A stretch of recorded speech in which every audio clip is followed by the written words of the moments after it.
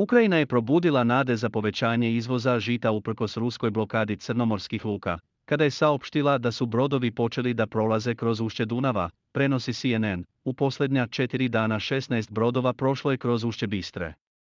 Planiramo da držimo taj tempo, naveo je zamjenik ministra infrastrukture Juri Vaskov u saopštenju u utorak. Ministarstvo je saopštilo da 16 brodova sada čeka utovar ukrajinskog žita za izvoz na strana tržišta, dok više od 90 brodova čeka na svoj red u rumunskom kanalu Sulina.